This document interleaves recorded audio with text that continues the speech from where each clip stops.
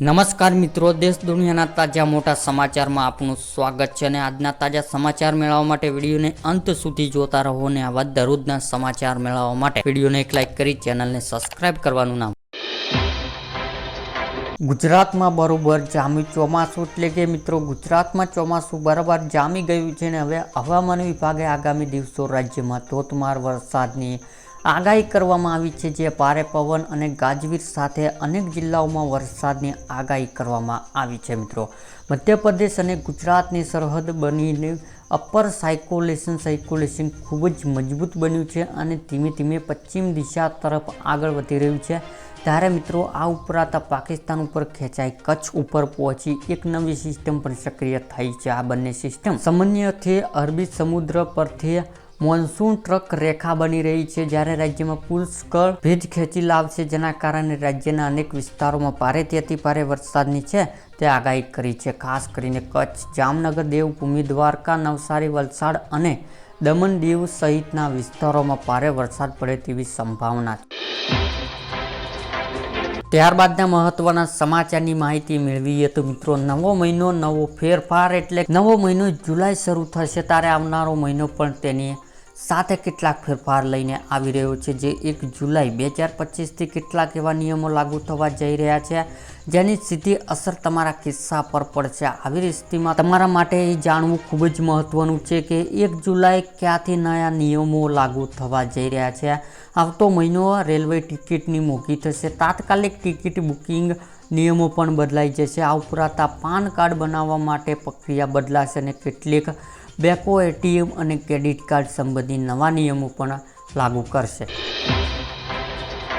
ત્યારબાદના મહત્વના સમાચારની માહિતી મેળવીએ તો મિત્રો, પાન કાર્ડ બનાવવા માટે આધાર જરૂરી, એટલે કે 1 જુલાઈ પાન કાર્ડ બનાવવા માટે આધાર કાર્ડ હોવું ફરજિયાત છે. આ સાથે પાન કાર્ડ અને આધાર કાર્ડ લિંક કરાવવાની છેલ્લી તારીખ જે 31 ડિસેમ્બર 2025 નક્કી કરવામાં આવી છે.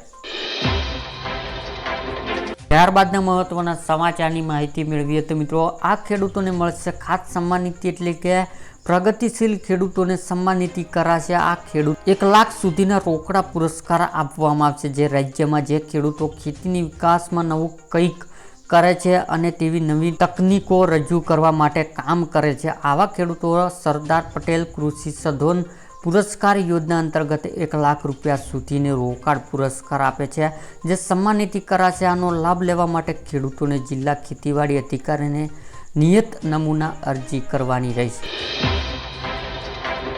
ત્યારબાદના મહત્વના સમાચારની માહિતી મેળવીએ તો મિત્રો, ખેડૂતોના પૈસા ડબલ થશે, એટલે કે સરકાર તમામ ખેડૂતો માટે કિસાન વિકાસ પત્ર યોજના જે શરૂ કરી છે, જે ખેડૂતોને આ યોજના રોકાણ કરવાનું હોય છે. આમાં ખેડૂતોને પાત્ર ખાતર પૂર્વક મળતર નહીં પરંતુ હમણાં પૈસા પણ મળશે. આ યોજના હેઠળ ખેડૂતોને રોકાણ પર 7.5% વ્યાજ મળશે. આવી સ્થિતિમાં ખેડૂતોને પૈસા જે 120 મહિનામાં ડબલ થઈ જતા હતા તે હવે 115 મહિનામાં ડબલ થઈ જશે. આ યોજના લઘુત્તમ 1000 રૂપિયાનું રોકાણ કરવું પડશે, જે પોસ્ટ ઓફિસ જઈને ફોર્મ ભરવાનું રહેશે.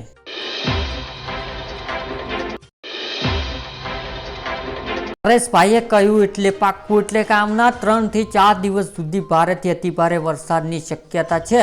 તે અમુક વિસ્તારોમાં મેઘતાંડવ થવાની શક્યતા છે, એટલે કે મિત્રો 10 ઇંચ સુધી વરસાદ થાય તેવી આગાહી છે. જે દક્ષિણ ગુજરાતમાં છેલ્લા 5 દિવસથી ભારે વરસાદ પડી રહ્યો છે, ત્યારે મધ્યપ્રદેશ સાયક્લોન એ હતું પશ્ચિમ તરફથી ખસ્યું છે અને ગુજરાત ઉપરથી પસાર થઈ રહ્યું છે. આ સાયક્લોન મધ્ય ગુજરાત ભાગોમાં, કચ્છના ભાગોમાં થઈ અને પાકિસ્તાન તરફ આગળ વધે તેવી શક્યતા છે. તે દરમિયાન કેટલાક સ્થળો પર મેઘતાંડવ થશે અને દક્ષિણ મધ્ય ગુજરાત, સૌરાષ્ટ્ર, કચ્છમાં અતિ ભારે વરસાદની આગાહી કરવામાં આવી છે, જે 17 થી 30 દરમિયાન ગુજરાતમાં સાર્વત્રિક અતિ ભારે વરસાદની શક્યતા છે તે વધારે છે. ત્યારબાદ મિત્રો, મહત્વના સમાચારની માહિતી મેળવીએ તો 1 તારીખથી નવા નિયમો લાગુ, એટલે કે 1 જુલાઈથી કેટલાક મહત્વપૂર્ણ નિયમોમાં બદલાવ થવાનો છે, જેનો સીધી અસર સામાન્ય નાગરિકો અને કિસ્સા અને રોજિંદા જીવન પર પડશે. જે આગામી મહિને બ્રેકિંગ સેવાઓ, રેલવે નિયમો, આધાર કાર્ડ, પાન કાર્ડ લિંક સહિતના અનેક ક્ષેત્રોમાં ફેરફાર થવા જઈ રહ્યો છે. તો ચાલો જાણીએ જે 1 જુલાઈથી કયા મોટા નિયમો ફેરફાર થવા જઈ રહ્યા છે. તો મિત્રો પહેલા ફેરફારની વાત કરીએ તો એલપીજી સિલિન્ડર કિંમતોમાં ફેરફાર એટલે કે દર મહિને 1લી તારીખ તેલ અને ગેસ કંપનીઓ એલપીજી સિલિન્ડર કિંમતોની સમીક્ષા કરે છે, જે 1 જુલાઈ 2025ના રોજ પણ નવો દર જાહેર થવાની શક્યતા છે, જે ઉલ્લેખનું છે કે 1 જૂનના રોજ 19 કિલો ક્રોમિશિયસ સિલિન્ડર પર 24 રૂપિયા ઘટાડો કરવામાં આવ્યો હતો। ત્યારબાદ મિત્રો બીજા ફેરફારની માહિતી મેળવીએ તો જુલાઈમાં 13 દિવસ બંધ રહેશે બેંકો, એટલે કે જુલાઈ 2025માં તહેવારો અને વીકએન્ડ રજાઓ કારણે બ્રેકિંગ કામગીરી પર અસર પડશે, જે દેશભરની બેંકો કુલ 13 દિવસ માટે બંધ રહેશે। જે મહત્વનું છે, બ્રેકિંગ કામ માટે અગાઉ યોજના બનાવવાની જરૂરી છે, જો કે ઓનલાઈન બ્રેકિંગ અને એટીએમ સેવાઓ સામાન્ય રીતે ઉપલબ્ધ રહેશે। ત્યારબાદ મિત્રો ત્રીજા ફેરફારની માહિતી મેળવીએ તો પાન કાર્ડ માટે હવે આધાર કાર્ડ આવશ્યક, એટલે કે 1 જુલાઈ 2025થી પાન કાર્ડ માટે અરજી કરવા ઈચ્છતા વ્યક્તિઓ માટે આધાર કાર્ડ ફરજિયાત બનશે, જે centre board of direct tax દ્વારા લાગુ કરવામાં આવેલા નવા નિયમો અનુસાર આધાર વગર પાન કાર્ડ માટે અરજી શક્ય નહીં રહે। ત્યારબાદના ફેરફારની માહિતી મેળવીએ તો મિત્રો એટીએફ, સીએનજી અને પીએનજી ભાવમાં પણ ફેરફાર શક્ય, એટલે કે 1 જુલાઈથી એર ટર્બાઇન ફ્યુલ અને પીએનજીના ભાવમાં પણ ફેરફાર થઈ શકે છે। જે એટીએફના ભાવમાં વધશે તો હવાઈ મુસાફરી મોંઘી બની શકે છે, જ્યારે સીએનજી અને પીએનજીના ભાવમાં વધઘટ સીધો અસર વાહન ચાલકોને બજેટ પર પડશે।